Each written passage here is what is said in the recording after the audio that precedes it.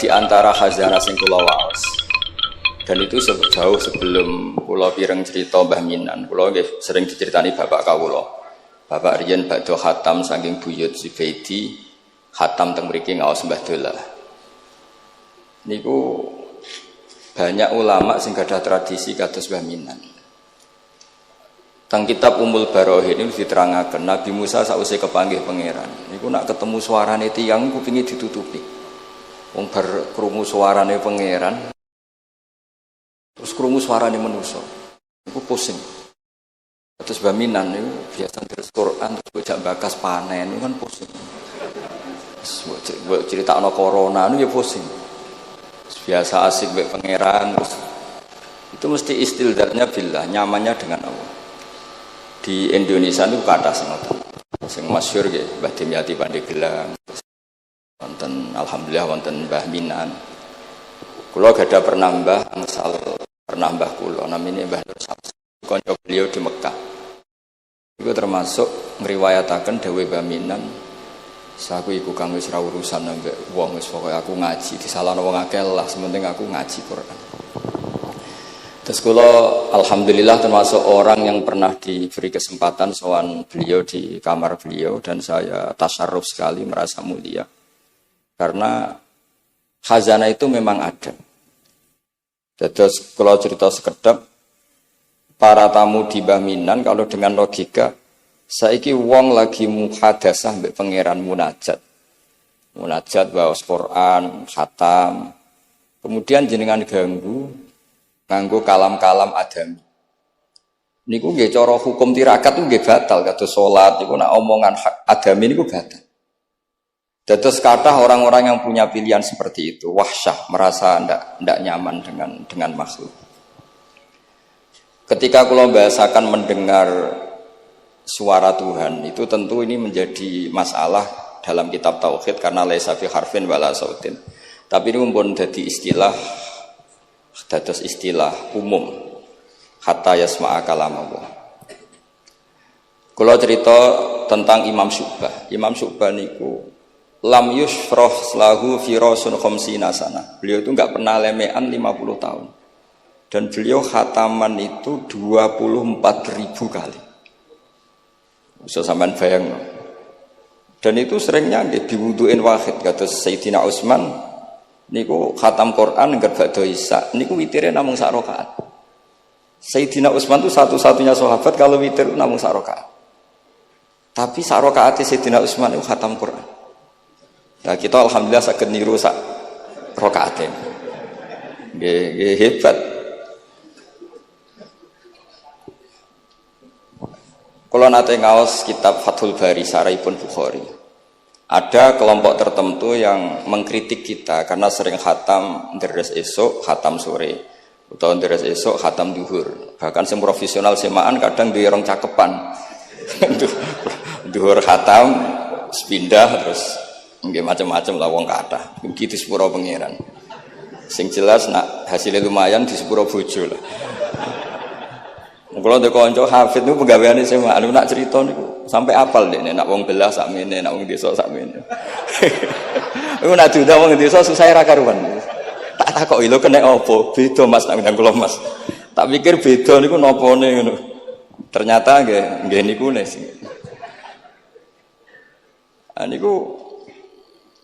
Niku sing mboten pati top-top. Nah, sing top-top niku khatamane mbek pangeran.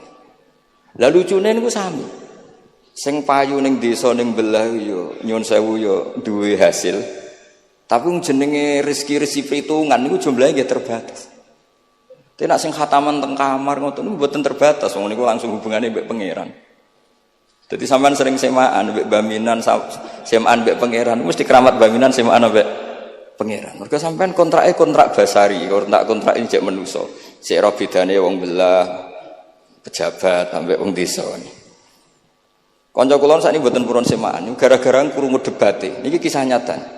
Cara sing lanang niku 50.000, zaman niku tahun 9 berapa. Cara sing wedok niku 20. Debat. Debat terus dipadakno. Wong macul wae mau 20.000. Apa meneh iki semaan ning jero omah, dadi 20 wis cukup. Gara-gara krungu debate niku terus Mboten nate purun diundang napa? Semaan. Niki cerita. Tapi ilmu yang saya dapatkan dari bapak saking Badullah, niku dawuh Badullah, kena kepengen semaan diundang wong ikhlas iku gampang Nur. Kowe sering deres. Jadi nek diundang wong anggap ae derese pindah tempat. Nah, tapi nek sampean ra tau ngaji khatam, jebule nek diundang semaan khatam, nek ning omah ra khataman, berarti orderan sampean. Jadi iki solusi bagi kanca-kanca hafid sing wedi dosa, nek sing mboten wedi nggih monggo terusno mawon. Niku carane niku nggih tetep teng dalem nggih khataman, mungkin nek diundang berarti khatamane pindah tempat. Tapi nek sampean ra tau ning omah khataman, kok nek diundang khataman ya berarti order. Niki mboten nyindir, niki menata niat nih, cerita-cerita nata niat.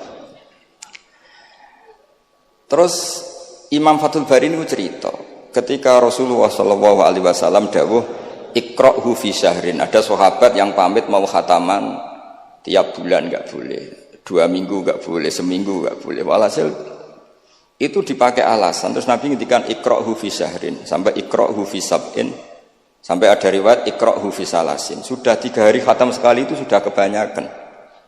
Apalagi 1 hari khatam sekali. Itu kemudian dipakai kelompok tertentu untuk mengkritik tradisi NU yang 1 hari khatam. Tapi apa jawabannya Imam Fathul Bari? Apa mereka yang mengkritik itu benar-benar nyata iqra'hu fi syahrin, kemudian mereka itu khatam tiap bulan? Kan enggak juga. Oke, kamu kritik enggak apa-apa dari Imam Sinten Ibnu Hajar Al-Asqalani, tapi kamu juga harus baca iqra'hu fi syahrin tiap bulan benar-benar apa? Khatam. Iqra'hu fi sab'in. Memang benar-benar tiap 7 hari khatam. Niki ngritik sing khataman sedina tapi ya ora khataman tiap 7 hari. Jangan bakatnya jangan ngritik. Nah, terus Imam Fathul Bari cerita, a'rafun nas, orang paling tahu tentang yang dikehendaki Rasulullah sallallahu alaihi wasallam tentu ashabu, beberapa sahabatnya. Dan ternyata Sayyidina Utsman itu setiap malam khatam. Artinya apa? Tiap hari beliau khatam. Masa Sayyidina Utsman enggak tahu hadis itu? Sayyidina Utsman tiap malam niku khatam. Imam Bukhari rawi hadal hadis yang meriwayatkan Nabi itu melarang khataman keseringan, yang meriwayatkan hadis iqra'hu fi syahrin iqra'hu fi sab'in. Beliau itu tiap malam khatam Quran, dan khusus Ramadan khatam 2 kali. Bukan karena order loh, memang benar-benar khatam. Jadi pagi khatam, indal iftar, nanti khatam lagi sampai indas sahur. Sehingga terus mulai sanad kula dugi Mbah Dolah, dugi Mbak Arwani sedanten lewat orang tua saya, lewat guru-guru kita. Khataman tiap hari itu enggak punya akibat apa-apa. Karena itu ahwalu masyayikhina, itu sudah perilaku masaya-masaya kita. Terus niki yang perlu saya ungkapkan. Kemudian orang-orang yang kayak Mbah Minan itu ngalami toyul wakti. Gurunya Imam Sa'roni namanya Ali Al-Mursifi, ini cerita tentang Sirajul Qori, saraipun Mandumah Satibi. Di antara keramatipun gurunya Imam Sa'roni, niku 1 hari itu khatam 360.000. 1 hari. Sampeyan iso bayangno 360.000. Niku boten sampean takwil paling kulhu, pengganti Quran. Boten, ya memang dibaca. Sampai muridnya Imam Sa'roni itu tanya, taqra'uhu bi harfin wa sautin? Apa kamu baca dengan huruf juga ada suara jenengan? Naam. Terus kata beliau, maddawli al-waqta. Ini Allah memanjangkan waktu untuk saya ikraman di Rasulihi Muhammad sallallahu alaihi wasallam. Jadi beliau ngalami toyul wakti. Toyul wakti itu waktu diringkas sedemikian rupa sehingga beliau baca itu dalam waktu 24 jam ya kayak mungkin bagi kita ratusan tahun. Namanya toyul wakti. Nah, kenapa itu bisa terjadi? Terus kata-kata sarahnya Satibi tadi Siraul Qora, wa hadza amrun la tasahul uqul wa hadzuna minhu at-tasdiq. Ini sesuatu yang mungkin nalar kita tidak sampai, tapi sudahlah kita percaya saja. Nah, kenapa kita percaya? Karena Quran itu kalamullah sing aslinya itu laisa bi harfin wala sautin. Tidak melibatkan suara, tidak melibatkan huruf. Itu yang kalamun azaliyun. Kemudian orang ini ditarik ke Lauh Mahfud, kemudian dia ngalami yang seperti itu. Dan itu bagi orang-orang dekat Allah sah saja. kuntu sam'ahu alladzi yasma'u bihi wa basarahu saterusnya. Orang-orang yang dekat Allah itu ibaratnya mau melafadzkan apa saja itu sudah kayak mewakili itu. Kenapa begitu? Karena dia saking fananya pada dirinya sampai ya memang fana. Sehingga ya dia sudah, tapi bukan manunggaling kawula Gusti mboten. Misalnya begini, saya beri contoh. Andaikan sampean itu jadi wali, sebetulnya saya bilang andaikan ini suul adab, bisa saja wali betul. Tapi kayaknya kok belum meyakinkan. Andaikan dulu, urutannya andaikan dulu. Kalau sampean jadi wali, itu nggak tahu bedanya antara ayam itu melahirkan telur atau telur lahir dari ayam dengan ayam itu lahir dari batu. Itu nggak tahu bedanya. Apalagi Nabi. Nabi itu malah nggak kepikiran kalau itu ada bedanya. Kenapa? Ketika kamu percaya kudroh azaliyah sing ghairu mahsurah, kamu percaya kudrohnya Allah Ta'ala itu tamah sempurna, itu kan sampean mesti berpikir, memangnya ayam bisa bikin telur? Memangnya telur punya kemampuan apa untuk menjadi ayam? Jadi sampean tahu betul kalau ayam itu tidak ada kudrohnya sama sekali, tidak ada kemampuan sama sekali untuk melahirkan telur tercipta jadi ayam. Artinya apa? Meskipun sesuatu itu sudah adi, sudah biasa, tetap yang ada adalah kudratullah, bukan hukum adat yaitu ayam menelur. Sehingga seorang nabi itu, misalnya Nabi Soleh ditanya, apa bukti mukjizat kamu? Saya minta unta keluar dari batu besar ini. Dari Nabi Soleh, ya enggak apa-apa. Karena beliau itu tahu betul ketika unta lahir dari unta, itu memangnya unta bisa apa? Memangnya unta iso gawe unta, ayam iso gawe telur. Semua itu ada kudroh azaliyah, ada kudrohnya Allah. Nah wali dan apalagi nabi itu tahu betul itu. Sehingga ya nggak ada bedanya. Misalnya para nabi sampean tanya, ayam bisa melahirkan telur, apa batu ini bisa melahirkan telur? Ya jawabnya bisa. Sehingga ya betul lah. Terus ada Naqatu Soleh itu keluar dari apa? Batu. Dan Nabi Soleh biasa saja karena beliau memang nabi. Rasulullah ketika sahabatnya kelaparan, terus diundang Jabir, masakannya sedikit. Ya beliau bilang ini masakan harus jadi banyak. Ya banyak, untuk orang sekian ribu cukup. Ketika sahabat kurang air di padang Sahara, gitu, sahabat bingung nyari air, Nabi malah sare, masyhur. Sare, terus ya santai aja ketika beliau dilapuri kurang air, terus ya sudah minum air dari sini, terus fana ba'al ma' min baini asabi'i. Karena Nabi itu orang yang tidak bisa didikte oleh hukum adat.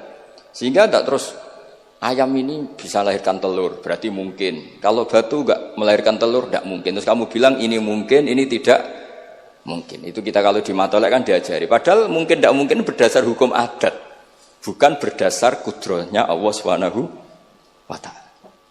Nah, orang-orang yang sudah begini, masalah rezeki juga gitu. Soalnya sementing para pangeran, masuk dimbarno pangeran. Akhirnya sudah sementing muamalah mbek Allah. Makanya dulu ada cerita seorang Habib, dia nggak punya pekerjaan, terus setiap hari dia sholat, tiap pagi ngantor. Ternyata dia ke musola atau ke masjid sholat. Gitu. Terus kata Habib itu, ya Allah, semua orang yang kerja engkau gaji, maka saya ya harusnya engkau gaji. Iku yo terus sugih, tapi bukannya ditiru boleh. Jadi dia apa ngantor ya rati kantor, ngantorin di masjid, sholat. Tapi ini nggak boleh gaya-gayaan, yang sudah makomnya seperti itu. Kalau sampean gak makomnya ribet. Tapi ini cerita ya, kalau tak belajar Quran. Sehingga para nabi itu nggak kepikiran. Misalnya Nabi Ibrahim itu nggak kepikiran kalau api itu bisa membakar, karena beliau tahu api apa punya ikhtiar, api apa punya irodah, punya kehendak. Api apa punya cara yang diinginkan api itu untuk membakar saya, kan tidak juga, dia benda mati. Pasti itu tangan Allah. Sehingga ketika beliau mau dibakar ya santai aja. Beliau nggak tahu bedanya di sana sama di sini. Semua nabi itu begitu. Ma kunta tadrimal kitab walal iman. Makanya semua nabi itu rata-rata ummi itu ya pokoknya sudah begitu. Makanya disuruh berdoa ya nggak mau.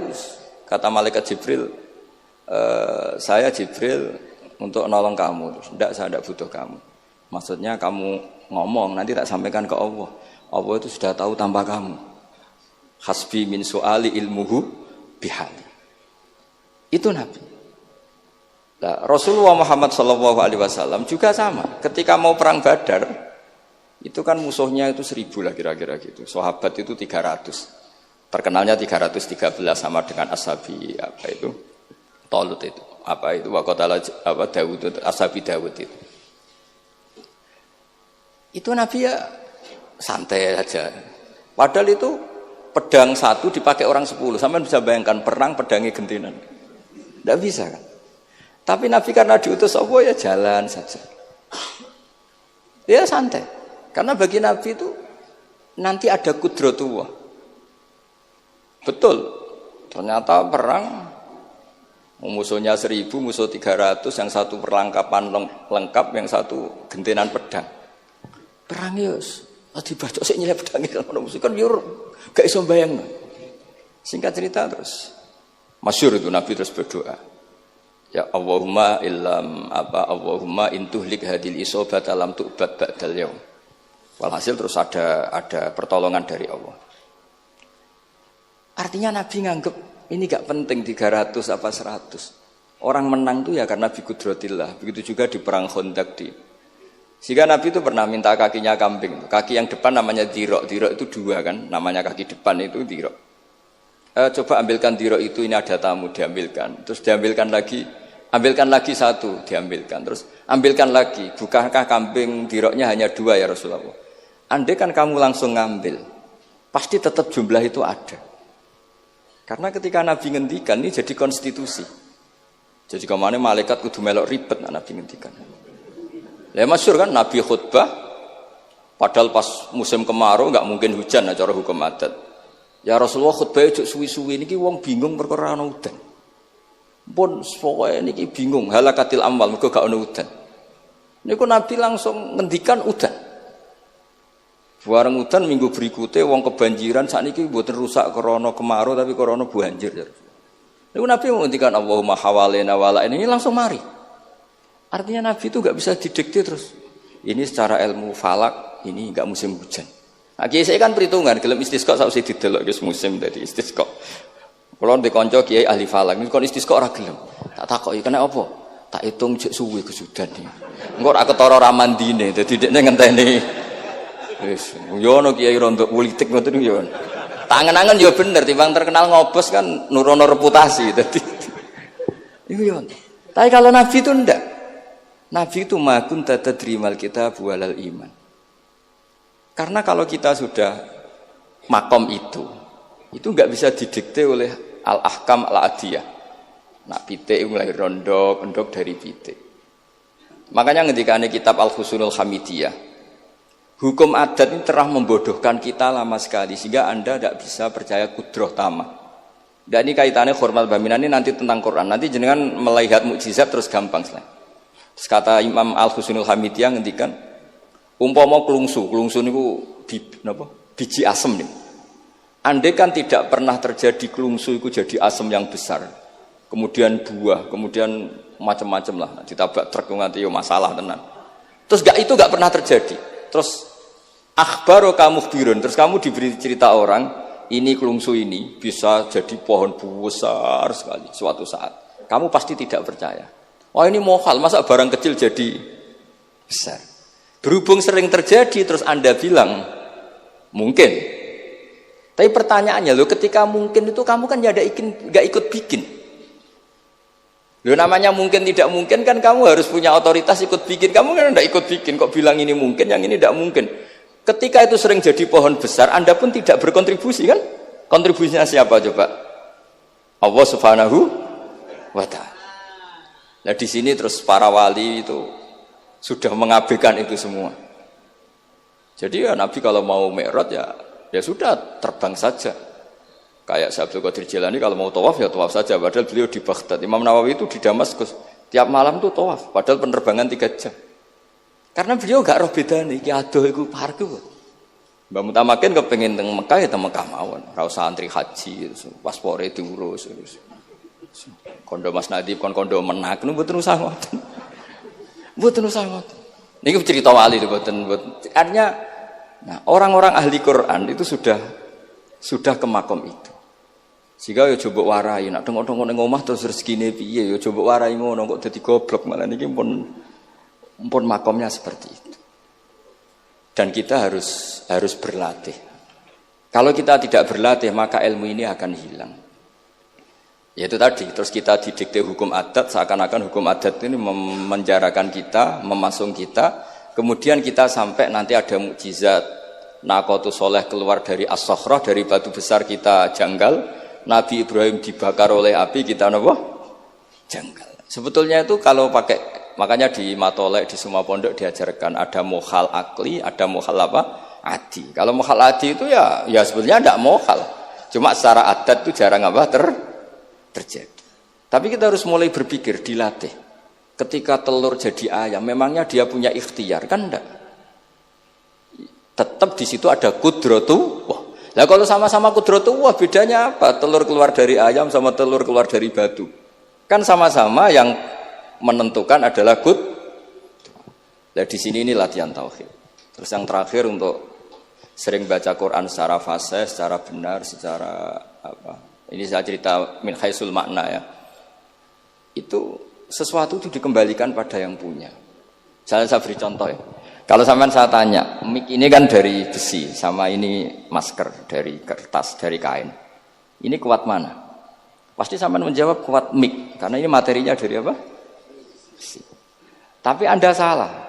Artinya salah itu, ya semuanya itu cerdas tapi lagi setengah. Yang benar adalah, ya terserah jenengan Gus jenengan yang megang. Bisa saja ini masker tak rencanakan, tak awetkan, tak simpen, tak museumkan. Saya punya rencana menghancurkan mic ini. Berarti nanti awet mana? Dinosaurus itu konstruksinya lebih kuat, tapi Allah menghendaki habis-habis. Pitik sing ngono iso nganti saiki. Nah, kira-kira seperti itulah hukum Allah. Karena agama itu apa? Jadi ya mam biadi malakutu kulli syai. Agama itu berkeyakinan kalau ya terserah yang punya. Jadi kalau di depan agama kamu tidak bisa bilang ini lebih kuat dibanding ini, tidak bisa. Tetap terserah yang Jadi kalau jenengan cerdas betul ditanya, mic ini sama masker kuat mana? Terserah jenengan. Atau kalau enggak, wallahu a'lam. Karena memang, iya apa artinya ini lebih kuat, tapi saya punya rencana menghancurkan. Tapi ini lemah, tapi aku punya rencana tak awetkan. Nah, seperti itu harus dilatih supaya kita terbiasa iman itu bil bayyinah, dengan argumen-argumen yang kuat. Karena memang syaratnya iman menurut banyak ulama ya lam yakunil ladzina kafaru min ahlil kitab wal musyrikina munfakina hatta ta'tiyahumul bayyinah. Jadi sehingga semua rasul itu punya kecakapan itu. Makanya nanti kalau suatu saat jenengan dekat ajal, dekat apa, itu harus begitu juga dilatih. Ketika saya hidup ya tidak bisa mengatur kehidupan saya, cara kerja jantung, cara kerja organ tubuh kita. Sebenarnya kita hidup kan hidup saja, kita tidak tahu kenapa hidup. Tapi sawangannya nak wis mangan menjaga kehidupan. Sawangannya nak berobat menjaga apa? Kesehatan. Tapi kita bisa apa di depan kudratullah? Jadi harus dilatih terus. Karena ini ngaji berarti yang ahli Quran itu sekolah suwun. Adat kados Mbah Minan, Mbah Dimyati, beberapa ulama yang enggak keluar kamar itu mulai dulu juga ada. Itu juga satu manhaj, karena sudah asik dengan Allah maka asing mengalami wahsah dengan yang lain. Tapi juga ada ulama yang milih kumpul orang banyak sehingga manfaati orang banyak. Dan menurut saya figur-figur di Kajen itu sudah sempurna larnya. Ada model Mbah Dola, Mbah Sahal, Mbak Minan sendiri tertutup, tapi Ibu Umi Tuha sosialisasi kiroati kemana-mana. Sehingga ini pelajaran bagi kita bahwa pilihan dekat Allah itu variannya banyak. Yang penting ikhlas sambil terus belajar mendengarkan makalah-makalahnya ulama. Karena makalah ulama ini penting. Kita kalau nggak diwarai ulama itu tidak bisa cara berpikir bersanad. Saya sering didhawuhi Mbah Mun, ihdinas siratal mustaqim itu siratal ladzina an'amta alaihim. Kenapa tidak siratoka, jalanmu ya Allah? Fa inna Allah ta'ala la ya'kul wa la yashrab wa la yanam. Allah itu tidak makan, tidak tidur, tidak apa-apa. Terus kita bisa niru apa, Pak? Tapi kalau siratal ladzina an'amta alaihim artinya thariqullah adalah dengan mengikuti orang-orang yang telah diberi nikmat. Jadi kita niru Mbah Dola, niru Mbah Arwani, niru orang-orang baik. Karena kita enggak bisa niru Allah. Makanya setiap Allah cerita orang kebaikan, cerita kebaikan itu pasti cerita aktor-aktornya. Ulaikal ladzina an'ama Allahu 'alaihim terus minan nabiyyin. Terus itu aja diceritakan keluarganya min dzurriyyati Adam wa mimman hamalna ma'anu supaya orang itu hormat sama leluhur. Saya kenapa cerita Mbah Mutamakin bukan tafakhur bin nasab bahwa kita soleh begini tuh barokahnya doanya orang-orang dulu min dzurriyyati Adam wa mimman hamalna ma'anu. Masih diteruskan wa min dzurriyyati Ibrahim wa Israil. Baru soleh secara umum yang tidak perlu nasab wa mimman hadaina wajtabaina. Jadi Allah menghormati nasab sampai seperti itu. Sehingga rata-rata orang-orang soleh itu ya mbah-mbahnya soleh. Mosok turunane sing wakaf masjid, sing kiai puluhan tahun, kalah mbek wong sing dadaan dadi kiai. Yo ketoke ora pati fair ngoten. Niki mboten kok urusan kula fanatik nasab nggih. Tapi tetap ini bisa jadi kiai karena melok partai wa mimman hadaina wajtabaina. Tapi yo ketoke yo pantese yo rada antri lah, aja kok ngarep nemen-nemen nak.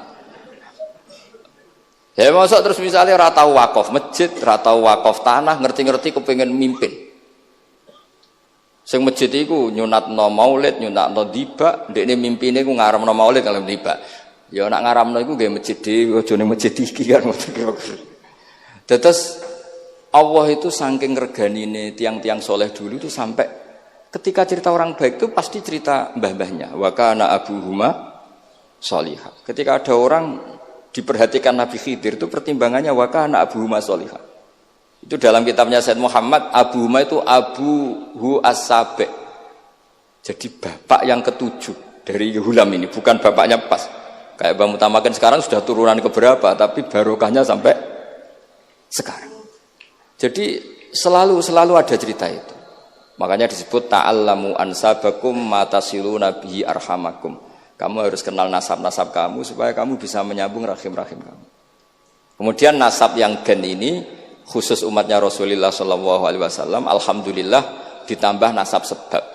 Jadi misalnya para habaib itu jelas mulia sekali karena dzurriyyah bad'ah min Rasulillah. Kemudian ada nasab bisabab, yaitu karena iktidak bisunnati Rasulillah atau karena ngaji atau karena ilmu. Ini disebut kullu nasabin wasababin munqati'un yaumal qiyamah illa nasabi wasababi. Sehingga ada orang yang benar-benar ahli bait karena gennya kayak Sayyid Hasan, Sayyid Husain, tapi ada orang yang diaku keluarga Nabi karena amalnya kayak Salman Al-Farisi. Ketika beliau punya ide cemerlang di Khandaq, Nabi memujinya dengan apa? Salman minna ahlal bait. Jadi niki artinya gini, jenengan meskipun tidak keluarga Mbah Minan secara gen karena yang keluarganya ya tentu Mas Fatah dan saudara-saudaranya, tapi kita bisa menjadi keluarga beliau karena amal dan karena mahabbah. Nggih ngoten mawon nggih sing donga ya ampun kula lah. Wis nurut mawon daripada niki bentrok nggih ribet. Wow, nak gak nurut itu Mas Nadib terus dikerano banser ning mun teng kanan kiri niku ribet ning wong panglima tertinggi napa? Udah kok wakili, udah kok ketuane tapi semua yang jelas saged meremot. Nggih, monggo berdoa Al-Fatihah. A'udzubillahi minasyaitonir